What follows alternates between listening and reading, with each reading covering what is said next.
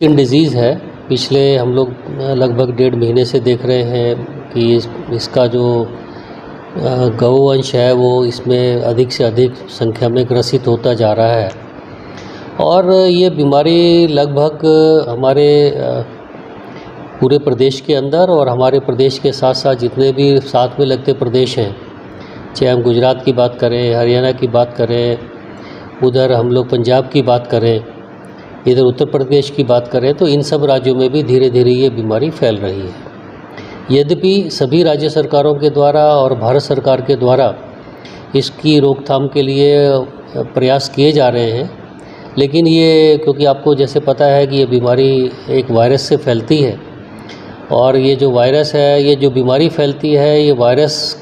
के होता है और फैलती है मक्खी, मच्छर और चीचड़ के थ्रू। तो इसलिए हम सबका प्रयास, भारत सरकार का प्रयास, सबका प्रयास ये है कि इस बीमारी के फैलाव को रोका जाए। इस बीमारी के फैलाव को रोकने के लिए सबसे पहली जो प्राथमिकता है वो ये है कि हमारे जो भी पशुपालक हैं या जो भी हमारे गौशाला के प्रबंधक हैं, उनको इसके विषय में जानकारी होनी चाहिए। तो उस जानकारी को आगे बढ़ाते हुए हम सबके द्वारा विश्वविद्यालय के स्तर पर भी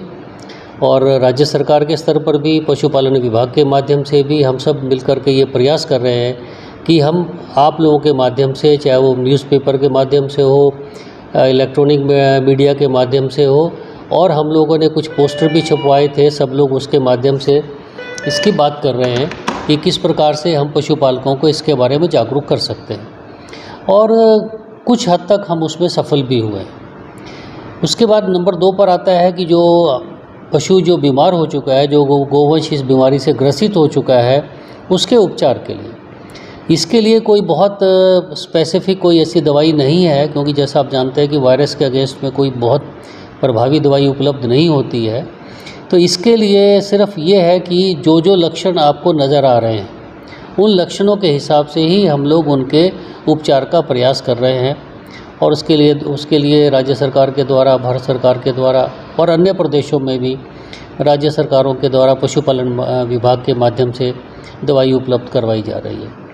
हमारे विश्वविद्यालय में एक शोध हम लोगों के यहाँ कई वर्षों से चल रहा था। जैसे हमने कोरोना काल में भी देखा है कि जो दवाई है, उपचार है, वो होता था, उसके साथ साथ सब लोगों ने जो रोग प्रतिरोधक क्षमता है उसको बढ़ाने के लिए प्रयास किया और ये एक बहुत ही एस्टेब्लिश्ड फैक्ट है कि जब भी हमारे शरीर की रोग प्रतिरोधक क्षमता कम होती है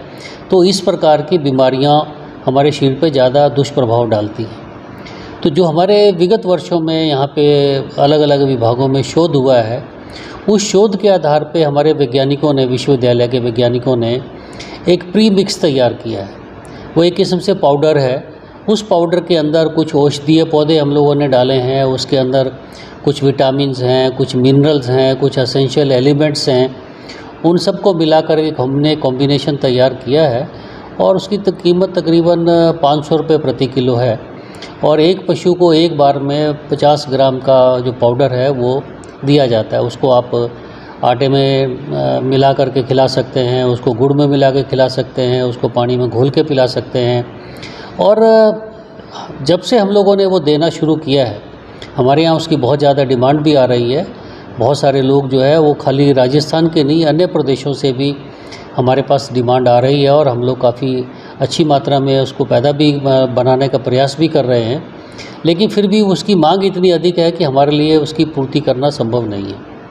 तो उसके जो बहुत अच्छे प्रभाव जो हैं उस पाउडर के देखने में आए हैं और उसको देने के बाद जो गौवंश के मरने की जो दर है उसमें भी कमी देखी गई है। जैसे कि इस वायरस से जो